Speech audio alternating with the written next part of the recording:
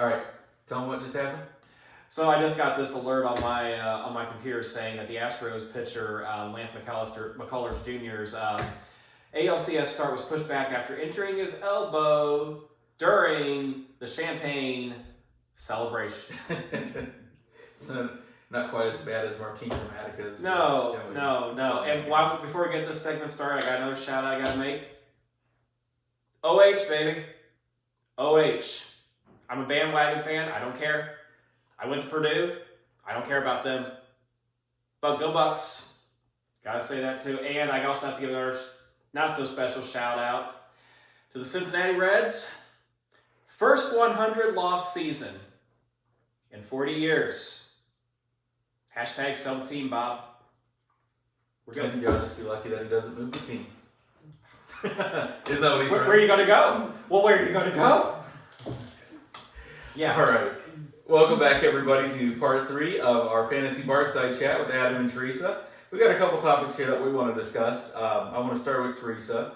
Theresa and I both have battled each other over the past few years to pick up valuable tight ends.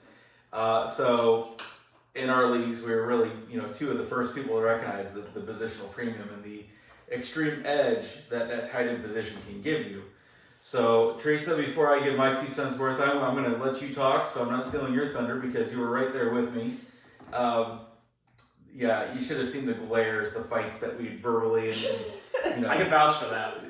It was a good thing that Adam was between us at these drafts because it was just like bam, bam, bam. We're butting heads over this. So, Theresa, if you could address the audience here, what is your take on the tight end position? Get a good one. I will say, because this year in our new Rensselaer League, so not our Dynasty League. So Dynasty League, last year, I had Travis Kelce. Mm-hmm. And I had George Kittle. Okay. I traded Travis Kelce. Got Darren Waller, which Travis Kelce wasn't as good last year. All that, you know what happened. So Darren Waller was actually top. Yeah. Now I'm struggling because I've traded George Kittle, which actually no big deal there and everything. But let's talk about New Rensselaer. What did I do this year? I'm going to let you talk. I'm going to let you talk. Shocked everyone. I'm going to let you talk about it because let's back up to what did you do last year. Okay. So before we talk about this though, let's make it clear. So we play in a league where you have to start a tight end, but you also have 2 flex spots, and those flex can't even talk. The Flex spots can be either a running back, wide receiver, or tight end. So it is possible you can start with 3 tight ends. So one of the things that Theresa and I would always do is we try to go out and get a stud tight end, knowing what an advantage that would give us, and then go out and try to get another pretty good tight end too. That way we'd be covered for bye weeks, but that player is also good enough that you could start them in your flex. So last year, tell them what you did, Theresa. So this was in... Or was it last year or 2 years ago? It was last year. It was last year. Well, so I've done this a couple times, but last year was the first time I actually had the opportunity to pull it off, and it was in the home league that I commissioned for. So I'm going to go out to my team. I've already got it right here. There it is. Okay. So I did not take a tight end in the first round, which I've been known to do. Whoa, last year. You're talking about last year. Yeah. You did take a tight end in the first round. And that? Yeah, you did. Am I going up the wrong league then? Okay, so you have your first round pick was Travis Kelce. Which league are you looking at? You said New Rensselaer. No. You said no. You said you. But then she switched to her home league. Home league, because I Sorry, took wasn't paying attention. Okay. New Rensselaer I took 2, but in New Rensselaer is the one you took 3. You took 3. I got it right was here. home league. No, you took Travis Kelce. Travis Kelce in the first. Stephon Diggs in Okay, the second. I am looking at the wrong league. Okay. Sorry. J.K. Dobbins in the third. Okay. I'm in a lot of leagues. Mark Andrews. That is true. Mark Andrews in the 4th. All right, so hang on. Travis Kelce in the 1st. Mark Andrews in the 4th. Mark Andrews was a top 10 overall scorer. Correct. In PPR formats and any flex eligible position. So we're not even talking like tight end. He was top 10 overall outside of the quarterback position. But unfortunately, her 5th round pick is kind of where it went sideways. Okay, who'd you take in the 5th round? Logan Thomas. So that's 3 tight ends in the top 5, in the first 5 rounds. Yes. Okay. But there was some logic behind that. So I will turn it back because I just wanted to make sure she got it right. and we also want to make sure, folks, that you know that she took J.K. Dobbins. Our draft was held before Dobbins went out with the knee injury. So Theresa knows her stuff. She pays attention. Oh, yeah. She did not draft him after the injury. Unfortunately, in that league, with the way schedules work out, we typically draft the second Saturday in August, which is really early. I hate drafting that early, but that's the way it works out. So And for clarity, everybody, in the leagues that the 3 of us have played together, she has won more championships than me, so she knows her stuff. Just saying. well, I wouldn't say that. That's not a qualifying. That's not saying much. Once again, I'm glad there's a bar between us. All right. So anyway, go back to your story there, Theresa. All right. So obviously we know why I took Travis Kelce. Yeah, Number 1. We know why you took Mark Andrews. Good picks. Let's go. Let me look because I'm looking at team results to see. Let's go to good rounds. So I was picked number 12 person league. Yeah, mind so you. deeper league. I was picked number 9. Okay. So I took So- Kelce, obviously, obvious reason, because I think 2020 he was the number 1. Yeah, tight 2020 he was number 1 tight end, and he was also top 10 overall in flex eligibility positions. So Right. yeah. So and like Dan said, my thing is looking at when I'm my draft position where I'm drafting, and our flex positions being able to put a tight end in. If I can get a top tight end that most likely is going to give me more points than that running back, or because running back is thin. Right. And when you get further in the draft, it's because people like to not draft tight ends or wait. Adam is a great example for that. Garrett, who we play in, he typically doesn't overreach for a tight end. You know. And quarterbacks, you see that Right, they don't reach. But have you noticed that since I've done this, people start to take tight ends sooner? Yeah, it's definitely shifted. It has shifted the leagues. It has shifted draft day for us. For sure. So how many tight ends did you draft early this year? I didn't. You didn't. Yeah, completely threw the league off, folks. You should have seen the reaction when her pick in this came around. league that last year, I drafted 3 tight ends. This year, last round. Yeah, it was crazy. Cole Kmet. Yeah, well, we had reason for optimism. At least there was logic behind your choice. We've talked about that on the show too. We all have these ideas and thoughts. Sometimes they work out, sometimes they don't. But you should have seen the looks around the room when pick after pick went by and you weren't picking tight ends. Everybody's looking around like, did we miss something? What's going on? What is happening here? Everybody was really confused. So, but you and I have had this conversation before. Tight ends are so thin.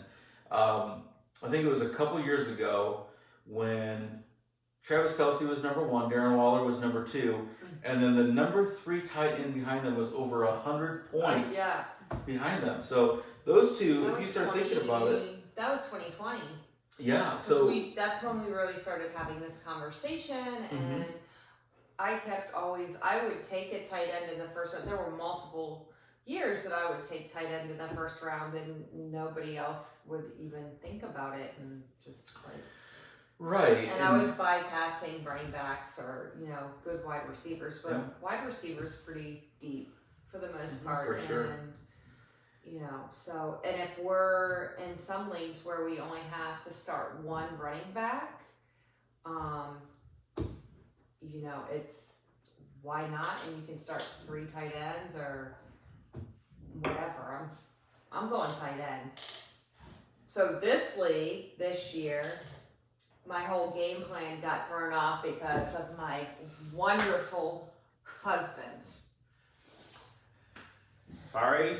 No, you're Not sorry. No, you're not. No, I'm not. No, you're not. So Teresa and I are in agreement here. threw the loop, and that's why I threw the world's biggest linchpin into everybody's draft strategy. Yeah, he sure did, and he decided he was going to propose. And but for clarity, I'm paying for it right now in that league right now, just so you know. And for clarity, I was against it, but who's got the most points in that league through 7 weeks? 6 weeks? Whatever it is. Yeah. And again, I don't want to hear it. I don't want to hear it.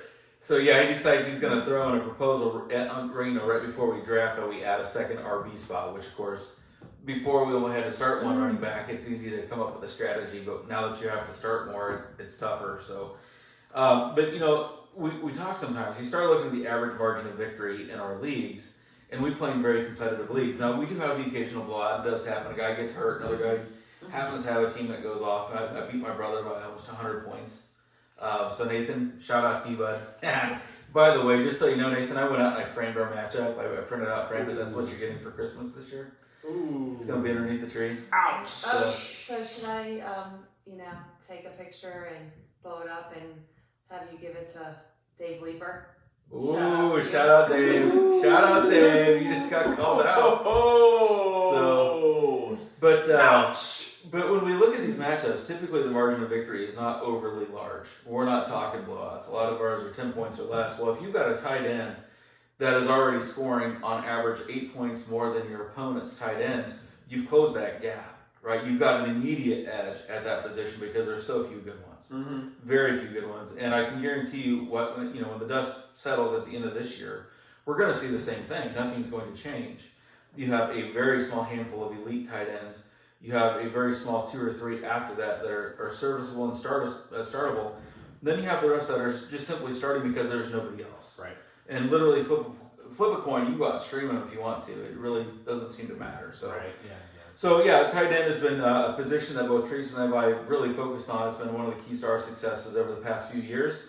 Adam, I want to switch gears and talk about running backs a little bit because we've talked about it before. We alluded to it on part 1 of this episode. Mm-hmm. The zero RB strategy. So looking back, I believe we said it was 2016. Well, okay, so 2013, I think, was when the seed was planted. Okay. When this whole thing happened, and I know this happened on you and Jordan talked about this. Jordan, shout out to you. And yes, that if it wasn't for Ray Rice and C.J. Spiller, I wouldn't have really this wouldn't have even come to my mind right then and there. And it just seemed to be like the perfect storm for running backs. And I have another whole thing I can get to with some trivia for both of you. And it'll all come to fruition. It'll all come to connection right there at the end. But that year was just kind of an odd year for running backs, kind of like what we're having right now, believe it or not. And it just so happened, I happened to draft Ray Rice and C.J. Spiller. Now, one thing I did not tell you, and I'm going to tell you on this channel right now, you remember what my original draft pick in that league was? Oh, no, I've slept since then. I was number 11. This was a 12-person league. I was actually number 11.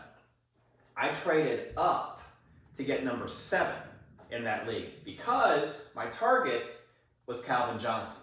Oh, that's right. That year. That is right. But guess who took him? Right there. Wait, that's the year I won, isn't That's it? the year you won. And rightfully so. Calvin Johnson was a monster. He was my target. He was the guy I wanted. I didn't think of anybody else. She took him. I'm thinking in the back of my mind, uh-oh. What now? What now? He panicked. I panicked. That was Ray Rice. I had it narrowed down to somebody else. Well, Ray Rice wasn't a bad pick. He should have been a gimme. Should have been a said layup. so in your fireside Should have been a chat. layup. But that 2013 was actually his last year in the league. It was his last year. Yeah. Now, I had another name because remember that year you gave everybody index cards to write their pick down and give to somebody from your youth group. Yeah, and he was reading off the he was reading them off and then writing them down. I had somebody in mind right then and there that I should have taken. His name was Adriel Jeremiah Green. Okay. And I should have taken him because I was looking up his stats. He didn't have as great of a year as Calvin Johnson, but it was his third year in the league. He had already established himself as the wide receiver 1 in Cincinnati.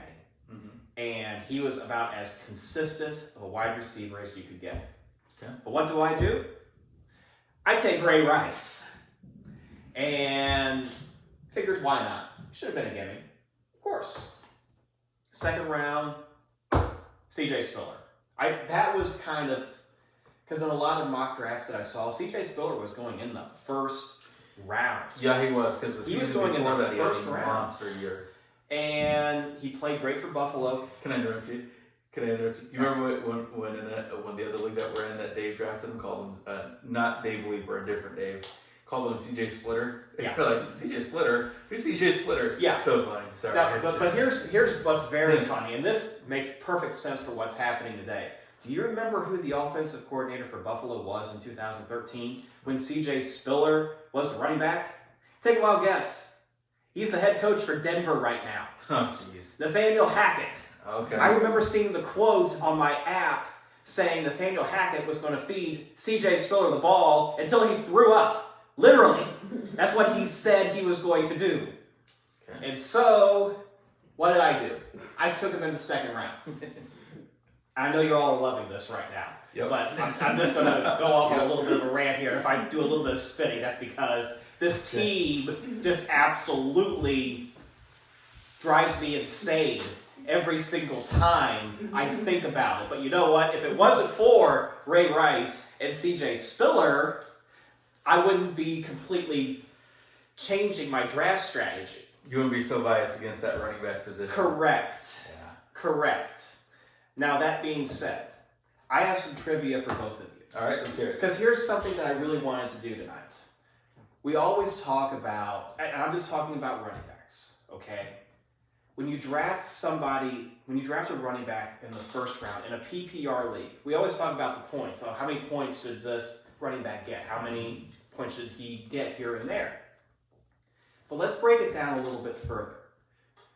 How many yards, all-purpose yards, if you draft a running back in the first round, maybe not number 1 overall, but in the first round?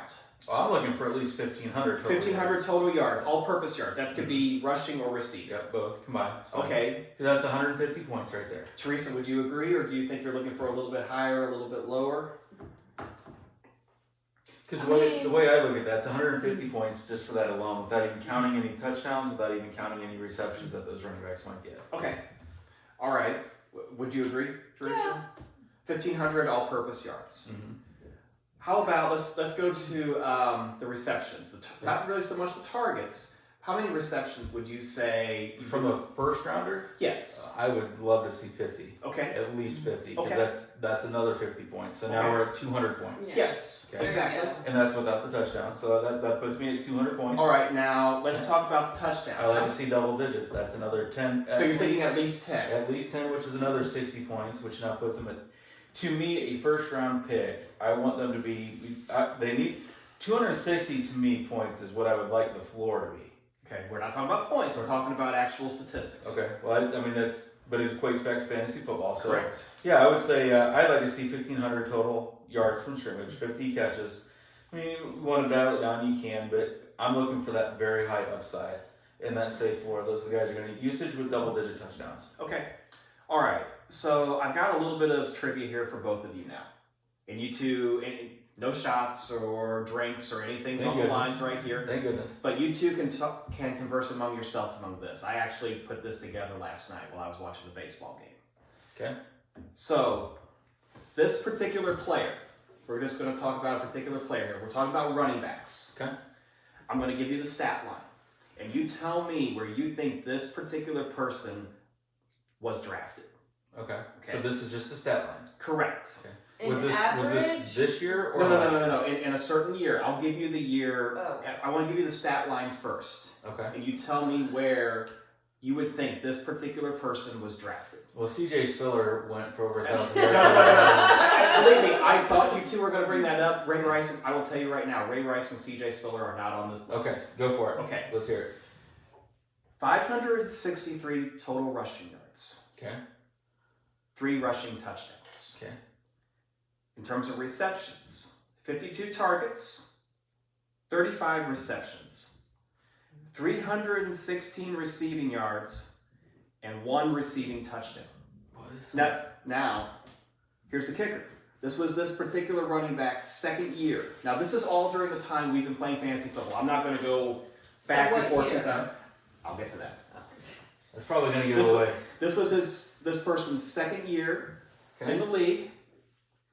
This person, now where do you think, with that stat line right there, this person was drafted? Was that the stat line the year that they were drafted, or the stat line the year before? The year that they were drafted. Okay. So hard to tell. Yeah, because Because- we don't know what they. What was the because the year that they were drafted, it was based upon what they had produced the year before, which would have been their rookie season. No, this So- was their was their second. Well, right, but I'm saying like we're not you don't know the season totals until the end of the season. So Correct.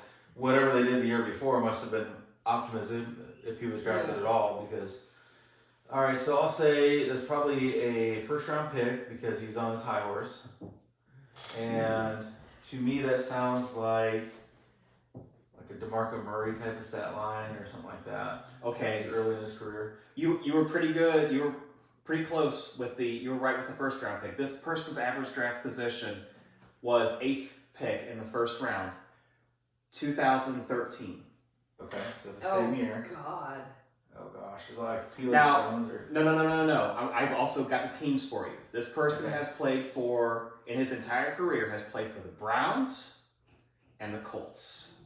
it's not like a Peyton Hill. Oh no, Trent Richardson. Listen, That's Yes. Trent Richardson right The there. year that I Yep. drafted Ray Rice and C.J. Spiller, Right. Trent Richardson was another bust So that year. yeah, because everybody was drafting him based upon what they thought his upside was. I mean, really hadn't seen a whole lot out of him, but I mean, he had the pedigree. He was an early round pick. He was an early round pick so, that year. He was a first round pick. He was. So People were taking him. I think he got drafted before Ray Rice did. well, he was a first round pick for real in the real Yeah. draft by Cleveland, Okay. and then Indy gave up a first round pick to get him. Good job, Indy. All right. Go blue. Yeah. All right. Player number 2. Okay. Here's the stat line: 1,056 rushing yards and 11 touchdowns, 97 targets, 73 receptions, 578 receiving yards, 3 receiving touchdowns. And this was this particular player's second year in the league. Sounds like an Arian Foster-esque type stat line, It's not Arian Foster. but it sounds like his. It's very stat line. close. Very close. Okay. Andre Johnson? Or no? Okay, I'll give you the year now. Okay. 2015. Okay, so that's a little This afterward. and this person's average draft position was in the middle of the 8th round to almost being nearly undrafted. Anywhere from DeMarco Murray to Latavius Murray. Murray. Team. This person, I'm going to give you the teams that this person's played for. Okay. I'll probably narrow it down. This person played for the Falcons and the Ravens.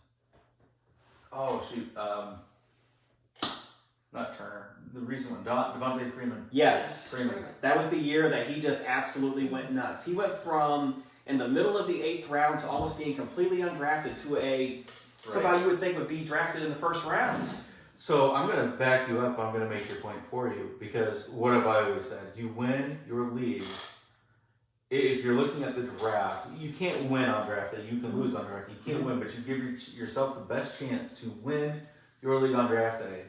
Not with the first 6 rounds. Right. With the rounds after. Remember the year I drafted Arian Foster in the 9th round and I got made fun of in the league. Right, exactly. Everybody's like, who's that? Because So you'll find out who he is. yeah, Steve Slayton had already been drafted, Ben Tate had already been drafted. Everybody's like, well, why are you taking the 3rd running back for Houston? Of course. It's because he's not. Right, exactly. Because he's not. And you know, when you look at the best running back on my team right now, obviously in Dynasty is Eckler. He's a carryover, but Eckler, up until recently, was not an early round pick. Mhm. I feel like by the time they become early round picks, it's almost too late. Right, You have to identify them before they get there. correct. So Ramondre, Brian Robinson, for your sake, let's hope so. But Ramondre Stevenson is an example this year. He's somebody that I was very high on in the preseason. Mhm. We talked about that. I snagged him in at least 2, if not 3 leagues. I think it might just be 2. snagged him, and he's turned out pretty well for me. You start looking at the success that we're having with some of these running backs, it's really not the ones taken early. We talked Exactly. about the busts. Yeah. I had the first overall pick in your guys' home league. Mhm. Took Jonathan Taylor. I'm telling you right now, I'm done drafting guys that I like in your guys' league because it's now 3 years in a row where the running backs that I've taken in your league have fallen. And the funny part is this year I took you down with me because I drafted Jonathan Taylor in the first round and I drafted Javonte Williams in the third. And I'll get into that. Right. I will get into that. So, yeah, I mean, I'm helping you make your point because you and I are in a lot of agreements here. I don't typically draft. I mean, if you look at the drafts that I have, the leagues that I'm the strongest in, I'm wide receiver heavy. Do you want to continue the trip? Oh, let's hear it. All right. So I'm going to give you the year now. Still same year, 2015. Okay. I'm going to give you the stat line. You tell me where you think this running back was drafted. Okay. 758 rushing yards. Okay. 3 rushing touchdowns. Okay. In the receiving game, this particular running back had 28 targets, 20 receptions, 188 receiving yards, and 2 receiving touchdowns. Man, major This- disappointment. this- Major disappointment. This was his 3rd year in the league. Okay. And if you hear that stat line right there, just the stat line alone, where would you think this person was drafted? Well, it's probably something like Peyton Hillis drafted in the first round. That shouldn't have been. Peyton Hillis isn't in. I know. but I gave you a point. I actually looked him up the other night. And I was thinking about because he was using- another one that was one of I was thinking about using him for this particular exercise, but I didn't bring him in. Oh boy. This person's average draft position, I believe, had an ADP of the 4th pick in the 1st round. Yeah. That doesn't What surprise year? me. 2015. Trying to think of who that would have been. I feel like we've slept since then. Yeah. You want to hear the teams? Yeah. Packers and Seahawks. Oh, Eddie Lacy? Yep. Eddie Lacy. Eddie Lacy. Eddie Lacy. Big time bust. Big time bust. Mm-hmm. People were drafting. He was going like 1st overall in some leagues. Yeah. And look what happened. Yep. I mean, do you honestly think somebody that had a stat line like that probably won their league? You know what I miss? I miss the days walking into the draft where you had no clue how the top 4 or 5 picks were going to go. Yeah. But nowadays, I feel like we know before we even go in the draft room, Mm-hmm. and more times than not, we're wrong. Now, this So- next one, though, this next one, I think, I don't think you'll get this one. I'll be very shocked. Okay. I'm going to say right now, this was 2017. Okay. So a little bit more recent. Yeah. Yes, a little more recent. Okay. This running back only played 14 games. Here's the stat line. 873 rushing yards, but only 1 rushing touchdown. 34 targets in the receiving game, 24 receptions, 158 rushing yards, and 1 receiving touchdown. This was this particular running back's 3rd year in the league. Where do you think this particular running back was drafted? Well, by those numbers, probably should have been in the 7th or 8th round. Should have been. Okay. You would think. 1st round. No, it wasn't in the 1st round. So 2nd round. This I first- like this- the whole 2nd. This running back was drafted right at the beginning of the 2nd round. Okay. So right on the wraparound. Mm-hmm. Okay. This running back played for the Dolphins and the Eagles. Oh, yep. He's not even in the league right now. Mm-hmm. Oh my gosh, I can even see his face. Jay Ajayi. Yeah. Jay Ajayi. Yep. But I will say, like, for all those people that took him that early, they deserved what they got. Well, in 2017, I took him in the 4th round. Well, there you go. He dropped all the way down to me in the 4th round. I was like, why not? Right. I only have to start one running back in this particular league. Why not? Yeah. And I think in that league, I know my 1st and 2nd round picks were Jordy Nelson and Michael Thomas. I can't remember who I drafted in the 3rd round. Mm-hmm. But Jay Ajayi was my 4th. No, he was my 4th round pick, and I also had Drew Brees on that team too. Right. So, an interesting point I want to make too, to back it up. So, last year I won the championship in our Dynasty League. Now, last year I had 2 good running backs. I had Eckler, who's one of the best, and I had Zeke as my number 2. Now, I still have Eckler. I let Zeke go. I didn't contract him. Right. But when you look at my team, my starting quarterback is Lamar Jackson. Mm-hmm. I'll say 2 starting wide receivers, but I've got 5. Mm-hmm. I have I've got Tyreek Hill. Mhm. I've got Devontae Adams. Mhm. I've got Jamar Chase. I got AJ Brown. I've got Amon-Ra St. Brown. My tight end is Travis Kelce. Mhm. If you build a strong enough team, you can rotate running backs in and out. Now, I've got Correct. Eckler anchoring the one spot, but if you know, he's only really done well the last 2 weeks. Part of that, he was well 3 weeks, but the start of the season was kind of slow. I was actually a little worried about him, a little worried about his usage, but I was still winning because I could rotate other running backs in and out of that spot because the rest of my team was so strong. Right. I've got one more player for you. Okay, let's hear it. Okay. Now, this stat line. Try and take a wild guess where you think this person was drafted. Where they were or where they should have been. Where they were drafted. Okay. 728 rushing yards. This is the last player, by the way. Okay. 728 rushing yards, 8 touchdowns. In the receiving game, 100 targets, 81 receptions, 826 receiving yards, and 5 receiving touchdowns. If you have a stat line like that, where would you think this person was drafted? Should have been drafted in the first Should have round. been drafted in the first round, Yep. right? Okay. Is this like CJ Spiller from 2012? No. This was this particular running back's rookie year. Oh, Matt Forte? No. All right. What year Arian was Foster? 2017. Okay, no. That's, No. Yeah. All right, 2007. I'd tell you the team, but it would give it away. Okay. You're probably going to. I'm only going to say team. Okay, so on the same team. Team. Has not played for anybody else but one team. 17. Mm-hmm. Where's Jordan? He would know. Yeah, was he still on the same team? When was his rookie year? But he wasn't targeted that. It wasn't. No. People were drafting Zeke left and right in like the Aaron 5th and Jones? 6th round. Yeah. Nope. Nope. Don't know. Born on the Bayou. New Orleans. Alvin Kamara? Alvin Kamara. His average draft position, listen to this, middle of the 12th round.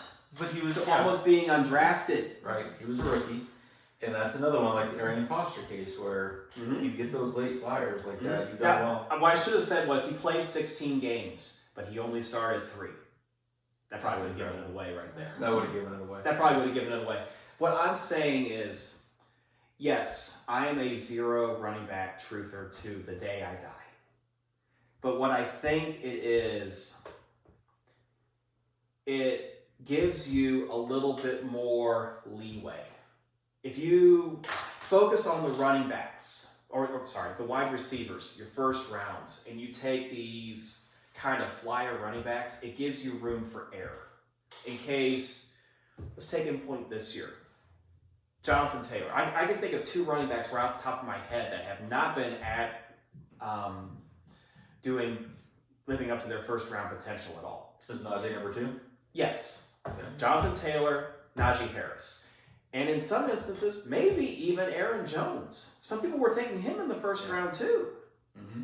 But let's say, okay, you bypass running back altogether. Let's say you take a Justin Jefferson or a Jamar Chase in the first round. Come back in the second round, maybe take who would be a good one that would be available in the second round off the top of my head. I'm drawing. Tight end? No, you could take tight end if you wanted to. If you wanted to take Mark Andrews, if you wanted to take Travis Kelce. Yeah. Although Travis Kelce probably wasn't available at that time. No. All I'm saying is if you wait on the running back, it gives you more leeway. You don't feel so bad about, playing Russian roulette with your running backs. Now, sometimes it works, sometimes it doesn't. I'll admit fully 100% on that. But it's one of those draft strategies, you kind of feel a little bit better about yourself. You get like 3 top-end wide receivers. And let's just say, oh my gosh, Josh Allen and Patrick Mahomes are right there. Why not draft them? And then if you want to take a flyer on tight end, like maybe Dallas Goedert. He was available in the 5th round in this league. So let's just say you have a team that consists of Justin Jefferson, maybe Michael Pittman, maybe even who was a good wide receiver that went in the 3rd round? Gabriel Davis. Let's just say you have Gabriel Davis. AJ Brown. You have those 3 guys. All of a sudden now, You add Josh Allen or Patrick Mahomes to that equation, or maybe even Lamar Jackson if you wanted to. You might get laughed at, maybe. But then let's come back around in the 5th round. You add Dallas Goedert. Who could you have possibly add in the 6th round? I don't know. Maybe Clyde Edwards-Helaire, Dameon Pierce, who's been doing pretty good. Ramondre Stevenson. Who we discovered was in the top 10. Yes. Yep. Now, I'll have to admit, yes, sometimes it's a risk when you wait that late on a running back. But think of everybody that drafted Josh Jacobs. Mm-hmm. Right there. Miles Sanders, Yep. even. I feel like, and this definitely comes to a head with my new Rensselaer team. I said I was going to go all in on Indy's backfield and Denver's backfield. You can take a wild guess how this team is doing right now. I'm 2-4. I'm 2-4. How I've even won 2 matchups in that league is beyond me. Yep. Well, you know, it's so funny because we talked about this. I've got Jonathan Taylor and I drafted Javonte Williams, and I'm 2-4. And again, it's a miracle. And yes, if you drafted Austin Eckler, you're feeling on top of the world right now. I get it. Absolutely. If you drafted Saquon Barkley, now he was... You didn't draft Saquon until the second or third round. I did not. Well, he was starting to move up into the 1st round towards the end of August. Yeah, he was. He was moving up. He was trending in the right direction. He was going as early as like the 1st pick in the 2nd round, sometimes towards the end of the 1st round in some of these drafts that I've been hearing about on radio. Another one is who's some other top running backs? I'm drawing a blank right now. CMC? Yeah, if you had drafted Christian McCaffrey, if you wanted to take a risk on the injury risk, and now not really sure what's going to happen with him in San Francisco. Yeah, Dalvin Cook's the same way. Basically, I don't want to draft Dalvin. So let's just say, for all intents and purposes here, let's say you drafted Najee Harris. I'm not going to say even Jonathan Taylor because he's been hurt. He's missed 3 weeks. Okay. Does anybody by chance have Najee Harris's stat line so far? Nope, I don't. But I'll just tell you. But bring him up in, it's the same in either Dynasty or. Okay, I got him pulling up. Let's see. I'll just say he's on my skank squad because he's letting me down big time. So, let's see. 6 games, 83 attempts, 264 yards. It's 1 touchdown. Is that rushing or He receiving? was receiving. It was last week. Yep. And here's the part about Najee. You're hating life right now if you have Najee Harris on your fantasy team. So he has 1 rushing touchdown and he has 2 receiving touchdowns. 2 receiving touchdowns. So still a his disappointment, receiving stats are 15 receptions, 71 yards. So he's not. But Adam, the writing was on the wall with Najee, and I remember telling you guys, I'm not sold on that offensive line. Right. I'm not sold on Trubisky. Right. I guess. So Yeah. I mean, there were some red flags there, but it is what it is. But would you agree with me though that if you wait on drafting a running back, it gives you more leeway? Oh yeah, it gives you more room for error. You kind of feel a little bit. I mean, if you have Josh Allen and Justin Jefferson and Michael Pittman and Dallas Goedert, you're feeling pretty good about that. You're going to sleep pretty good that night knowing that you drafted those 4 guys. Yep, they're doing quite well for you. Exactly. Well, you know what we ought to do then? We got to wrap this up, folks. We know we're running a little late on this one, but let's. We want to talk about guillotine drafts. We want to talk about some of our fun stories from the past. One of the things I want to cover with you guys is our skank squads. We got to develop our skank squads.